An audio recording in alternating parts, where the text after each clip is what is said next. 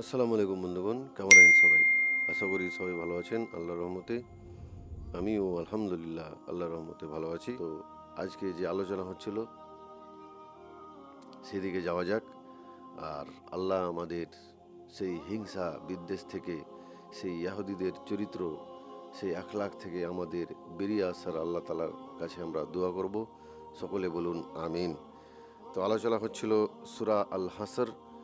একদিন প্রত্যেকটা মানুষকে এক জায়গায় আল্লাহ জমায়েত করবেন। সেটা শয়তান হোক, সেটা জালিম হোক, সেটা মুমিন বান্দা হোক, সকলকে আল্লাহ তালা এক জায়গায় জমায়েত করবেন। সেই টাইটেল দিয়ে আল্লাহ তালা এই সূরার নাম দিয়েছেন, সমাবেশ করবেন, জমায়েত করবেন। তো এক থেকে নিয়ে 9 নম্বর আয়াত ইতিপূর্বে আলোচনা হয়ে গেছে। চাইলে আপনারা সেই ভিডিওটা আমার চ্যানেলে গিয়ে দেখতে পারেন। সেখানে বিস্তারিতভাবে আমি টাইটেল দিয়ে রেখেছি, আপনাদের খুঁজতে এবং বুঝতে অসুবিধা হবে না ইনশাআল্লাহ। তো চলেন আল্লাহ তালা 9 নম্বর আয়াতে কি বলছেন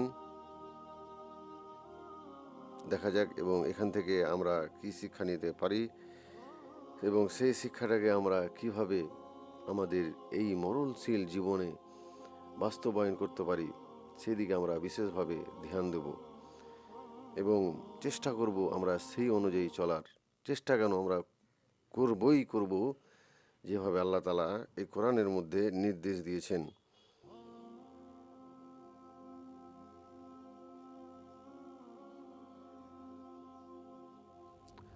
তো চলেন 10 নম্বর আয়াতে আল্লাহ তালা কি বলছেন দেখা যাক, এবং এখান থেকে আল্লাহ তালার প্রত্যেকটা বাণী আমরা দেখব এবং বুঝব। আউযুবিল্লাহি মিনাশ শাইতানির রাজিম, বিসমিল্লাহির রহমানির রহিম। পরম করুণাময় অসীম দয়ালু আল্লাহর নামে শুরু করছি। ওয়াল্লাযীনা জাআউ মিন বা'দিহিম ইয়াকুলুনা রাব্বানা ইগফির লানা ওয়া লিইখওয়ানিনাল্লাযীনা সাবাকুনা বিল ঈমানি ওয়া লা তাজআল ফি কুলুবিনা গিল্লাল লিল্লাযীনা আমানু রাব্বানা ইন্নাকা রাউফুর রহিম। যারা তাদের পরে এসেছে তারা বলে, হে আমাদের রব, আমাদেরকে ও আমাদের ভাই যারা ঈমান নিয়ে আমাদের পূর্বে অতিক্রান্ত হয়েছে তাদেরকে ক্ষমা করুন, এবং যারা ঈমান এনেছিল তাদের জন্য আমাদের অন্তরে কোনো বিদ্বেষ রাখবেন না। হে আমাদের রব, নিশ্চয় আপনি দয়াবান পরম দয়ালু। এই যে বিদ্বেষ, অন্তরে ঘৃণা যে আমরা জমিয়ে রাখি, সেই কথা এখানে আল্লাহ তালা বলছেন যে এরা হলো মালে ফাই পাওয়ার তৃতীয় অধিকারী, অর্থাৎ সাহাবিদের পরে আগত এবং তাদের অনুসরণকারী। এতে তাবিঈন বা তাবে তাবেঈন বা কিয়ামত পর্যন্ত আগত সকল ইমানদার ও আল্লাহ ভীরু শামিল। তবে শর্ত হলো তাদেরকে আনসার ও মুহাজিরদেরকে মুমিন জেনে তাদের জন্য ক্ষমা প্রার্থনাকারী হতে হবে। তাদের ঈমান সন্দেহে পোষণকারী, তাদেরকে গালি মন্দকারী এবং তাদের বিরুদ্ধে নিজেদের অন্তরে বিদ্বেষ ও শত্রুতা পোষণকারী হলে হবে না। তাদের অবশ্যই, যে একটু আগে আমি বললাম যে আমাদের অবশ্যই মনের মধ্যে এই ঘৃণা, এই বিদ্বেষ আমাদের দূর করতে হবে। এটাই হচ্ছে ইমানের একটা অঙ্গ। ইমাম মালিক রাদিয়াল্লাহু আনহু এই আয়াত থেকে তথ্য সংগ্রহ করে বলেছেন যে রাফিজি সিয়া যে সাহাবায়ে কেরাম রাদিয়াল্লাহুদের গাল মন্দ করে সে মালে ফায় থেকে কোনো অংশ পাবে না, কেননা মহান আল্লাহ সাহাবীদের প্রশংসা করেছেন, কিন্তু রাফিজি তাদের নিন্দা গেয়ে বেড়ান। ইবনে কাসির রাদিয়াল্লাহু বলেন, তোমাদেরকে মুহাম্মদ সাল্লাল্লাহু আলাইহি সাল্লামের সাহাবীদের জন্য ক্ষমা প্রার্থনা করার নির্দেশ দেওয়া হয়েছে, কিন্তু তোমরা তাদেরকে গালি দিলে। আমি আমি নবীকে বলতে শুনেছি যে এই জাতিকে ততক্ষণ পর্যন্ত ধ্বংস হবে না যতক্ষণ না তাদের পূর্ববর্তী লোকেদের অভিসম্পাত করবে। যে আমাদের ইতিপূর্বে যা মানুষ, যে নবী বা সাহাবারা চলে গেছেন, অবশ্যই আমাদের তাদের ব্যাপারে, তাদের আখলাকের ব্যাপারে, তাদের চরিত্রের ব্যাপারে কোনো গালিগালাজ করা চলবে না, বরঞ্চ তাদের জন্য দোয়া করতে হবে। এটাই এই আয়াতের সারমর্ম বা সারাংশ, যে আল্লাহ তাআলা বলছেন যে আমাদের এবং বিশ্বাসী অগ্রণী আমাদের ভ্রাতৃদেরকে ক্ষমা করো এবং মুমিনদের বিরুদ্ধে আমাদের অন্তরে হিংসা বিদ্বেষ রেখো না। এটা এক কথায় আল্লাহর জন্য, আল্লাহকে আমরা মানুষকে আল্লাহর জন্য দোয়া করছি যে আমাদের মুমিনদের বিরুদ্ধে আমাদের অন্তরে কোনো হিংসা বিদ্বেষ আল্লাহ তুমি রেখো না, কোনো জটিলতা বা কোনো শত্রুতা আমাদের মুসলমান, বিশেষ করে আমাদের মুসলমান ভাইদের মধ্যে আল্লাহ তুমি রেখো না। হে আমাদের প্রতিপালক, তুমি তো অতি দয়াদ্র, পরম দয়ালু।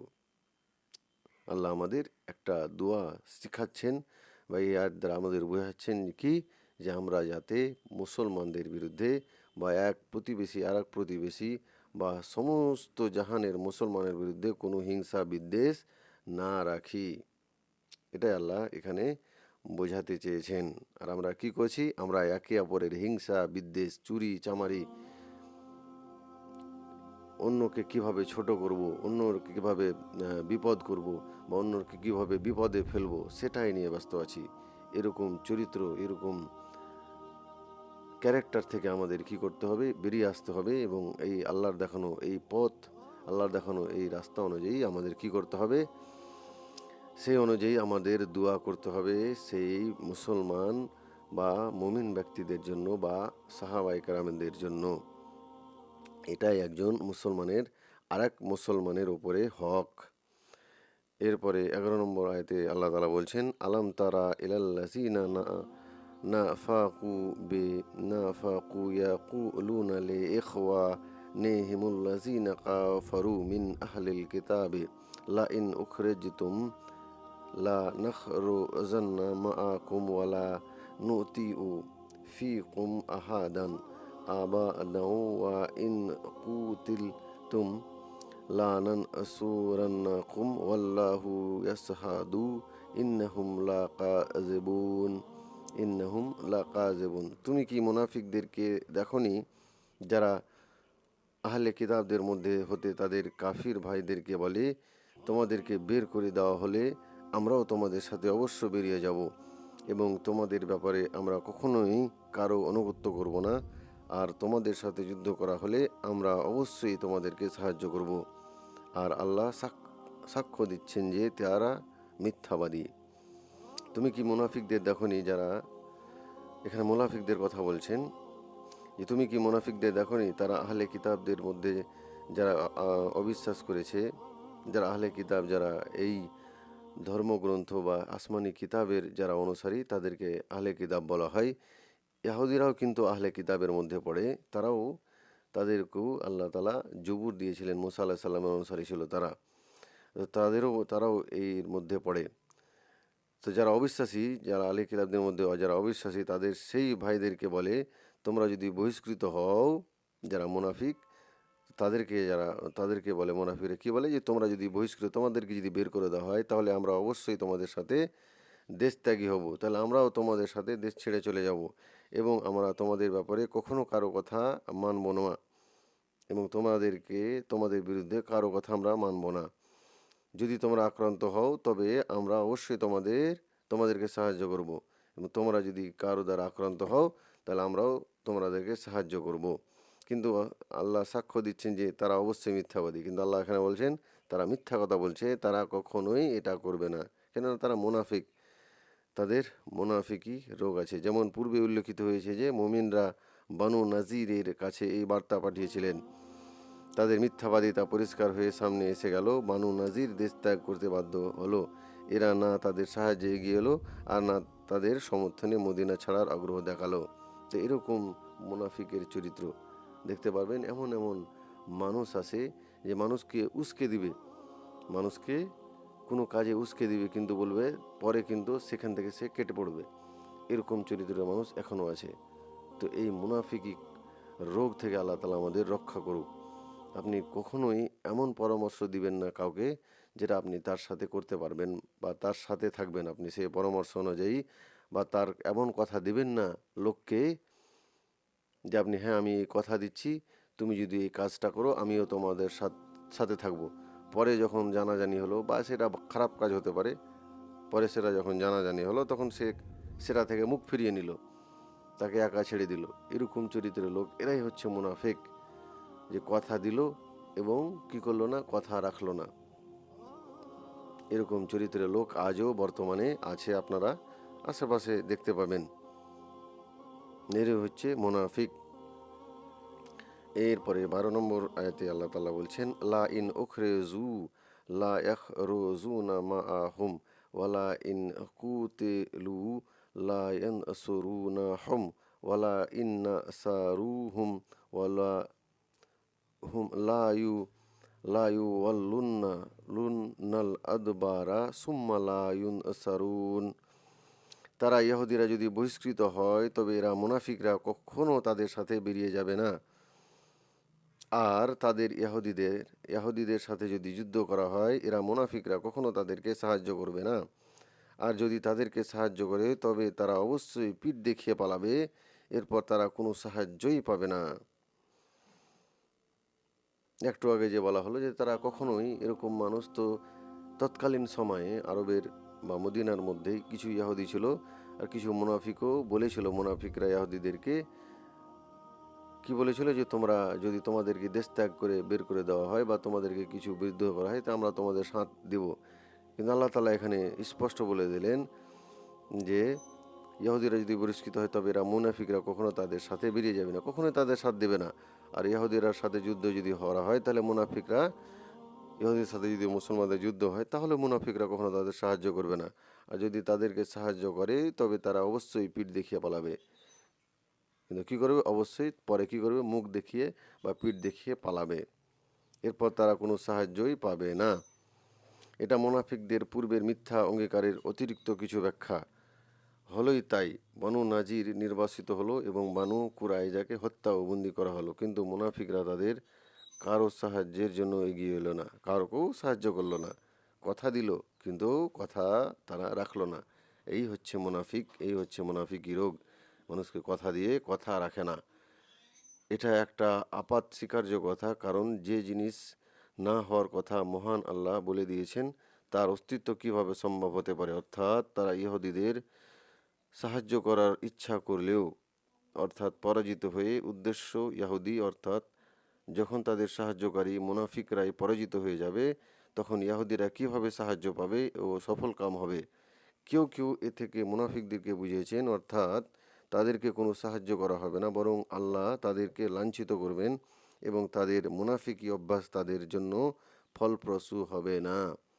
যে কখনোই এই মুনাফিক চরিত্রের অধিকারী হয়ে কখনো তারা কি করবে না, সফল হতে পারবে না, বা সফল হতে পারবে না, বা কোনো তাদের ফল হবে না। এই হচ্ছে মুনাফিকি রোগের শেষ পরিণতি, যে তাদের কারো কাছে কোনো সাহায্য পাবে না। এরপরে 13 নম্বর আয়তে বলছেন, লা আনতুম আসাদ্দু রাহবাতান ফি সুদুরিহিম মিনাল্লাহি যালিকা বিআন্নাহুম কওমুল লা ইয়াফকাহুন। প্রকৃতপক্ষে তাদের অন্তরে আল্লাহর চাইতে তোমাদের ভয় বেশি, এটা এই কারণে যে তারা অবুঝ সম্প্রদায়। যারা মুনাফিক বা যারা ইয়াহুদি কথা এখানে বলছেন, আল্লাহ তাআলা স্পষ্ট বলছেন যে প্রকৃতপক্ষে তাদের অন্তরে আল্লাহর অপেক্ষা তোমাদের অধিকতর ভয়কর, তোমরাই অধিকতর ভয়ঙ্কর। এটা এই জন্য যে তারা এক নির্বোধ সম্প্রদায়। তারা কি এক নির্বোধ সম্প্রদায়। তাদের জ্ঞান হতে পারে, তারা টেকনোলজিতে উন্নত হতে পারে, কিন্তু তাদের ভয় মুসলমানদেরকে নিয়ে অনেক। এটা কে বলছেন? আল্লাহ বলছেন যে তারা মুসলমানদের দেখে অন্যদেরকে ভয় করে। কেন আমরা দবে যাচ্ছি? আমরা মুসলমান বিশ্বে এত সংখ্যক মুসলমান, এতটি 60-70টার উপরে মুসলমান জাতি বা মুসলমান দেশ, তবু আমরা সেই ইহুদিদের কাছে আমরা পরাজিত হচ্ছি কেন?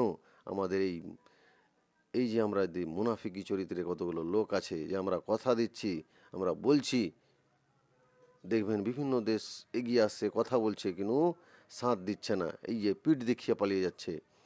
তো এই হচ্ছে মুনাফিকি চরিত্রের মানুষ বা এই মুনাফিকি চরিত্রের মুসলমান, যারা কথা দিচ্ছে কিন্তু কথা রাখে না।